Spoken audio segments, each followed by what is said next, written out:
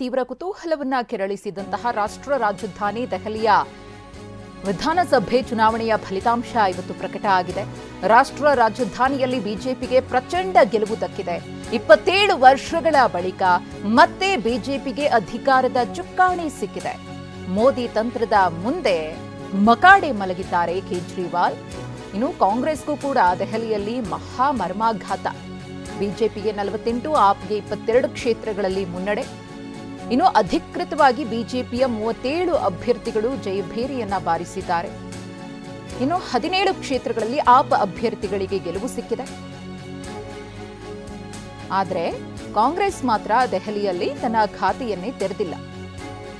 ಚುನಾವಣಾ ಆಯೋಗದಿಂದ ಸಿಕ್ಕಿರುವಂತಹ ಅಧಿಕೃತ ಮಾಹಿತಿ, ಬಿಜೆಪಿ ಭರ್ಜರಿ ಗೆಲುವು ದಾಖಲಿಸ್ತಾ ಇದ್ದಂತೆ ಕಾರ್ಯಕರ್ತರ ಸಡಗರ ಸಂಭ್ರಮ ಜೋರಾಗಿದೆ. ಪಟಾಕಿಯನ್ನ ಸಿಡಿಸಿ ಮೋದಿಯವರ ಭಾವಚಿತ್ರವನ್ನು ಪ್ರದರ್ಶಿಸಿ ಬಿಜೆಪಿಯ ಬಾವುಟಗಳನ್ನು ಹಾರಿಸುವ ಮೂಲಕ ಸಂಭ್ರಮಾಚರಣೆಯಲ್ಲಿ ತೊಡಗಿದ್ದಾರೆ.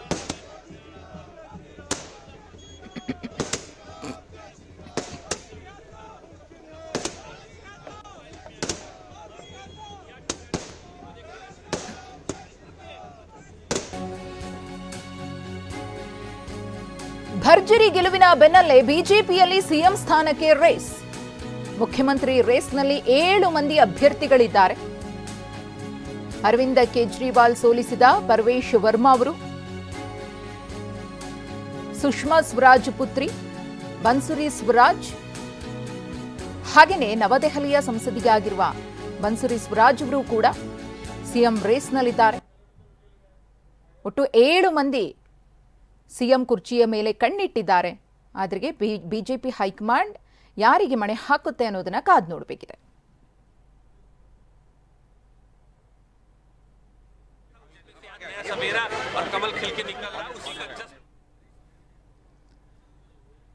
ಈ ಕುರಿತು ಮತ್ತಷ್ಟು ಮಾಹಿತಿಯನ್ನು ಕೊಡುವುದಕ್ಕೆ ನಮ್ಮ ಪ್ರತಿನಿಧಿ ಹರೀಶ್ ಇದೀಗ ನೇರ ಸಂಪರ್ಕದಲ್ಲಿದ್ದಾರೆ.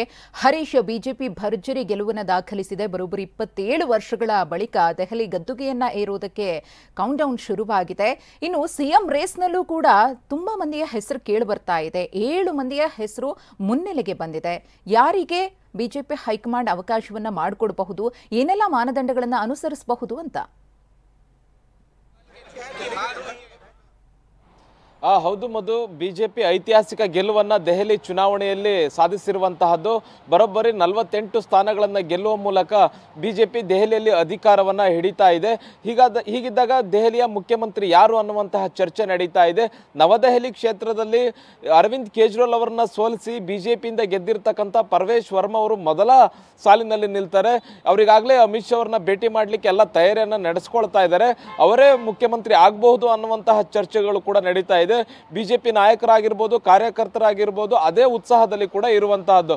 ಇನ್ನು ಮುಖ್ಯವಾಗಿ ಮತ್ತೊಂದು ಹೆಸರನ್ನು ನೋಡೋದಾದ್ರೆ, ಈಗಾಗಲೇ ಸಂಸದರಾಗಿರ್ತಕ್ಕಂಥ ನವದೆಹಲಿಯ ಸಂಸದರಾಗಿರ್ತಕ್ಕಂಥ ಬನ್ಸುರಿ ಸ್ವರಾಜ್ ಅವರ ಹೆಸರು ಕೂಡ ಚಾಲ್ತಿಯಲ್ಲಿದೆ.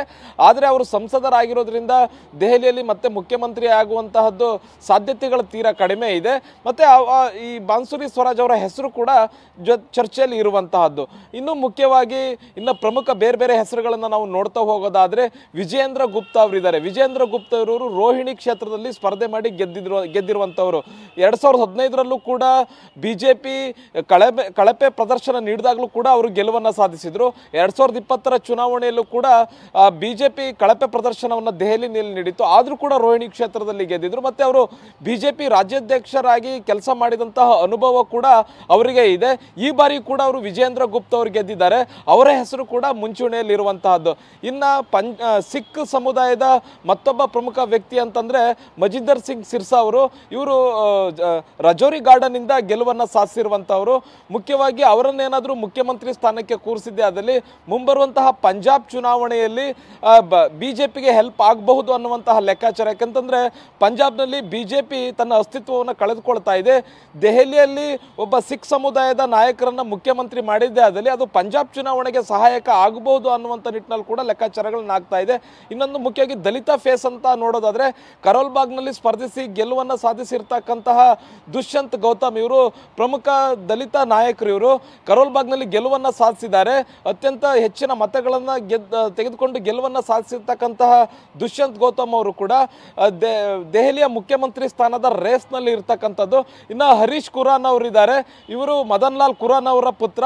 ಅವರು ಕೂಡ ಮೋತಿನಗರದ ಶಾಸಕರಾಗಿ ಆಯ್ಕೆ ಆಗಿರುವಂತದ್ದು. ಅವರು ಕೂಡ ಪ್ರಮುಖ ಸಿಎಂ ಸ್ಥಾನದ ರೇಸ್ನಲ್ಲಿದ್ದಾರೆ. ಅಂತಿಮವಾಗಿ ಹೈಕಮಾಂಡ್ ಜಾತಿ ಲೆಕ್ಕಾಚಾರವನ್ನು ಹಾಕಿಕೊಂಡು ಮತ್ತೆ ದೆಹಲಿಯಲ್ಲಿ ಪಕ್ಷವನ್ನ ಸಂಘಟನೆ ಮಾಡೋ ದೃಷ್ಟಿಯಲ್ಲಿ ಇಟ್ಕೊಂಡು ಯಾರನ್ನ ಮುಖ್ಯಮಂತ್ರಿಯನ್ನಾಗಿ ಮಾಡ್ತಾರೆ ಅನ್ನುವಂತಹದ್ದು ಬಹಳ ಕುತೂಹಲ ಕೆರಳಿಸಿರ್ತಕ್ಕಂಥದ್ದು. ಮಧು, ಮಾಹಿತಿಗಾಗಿ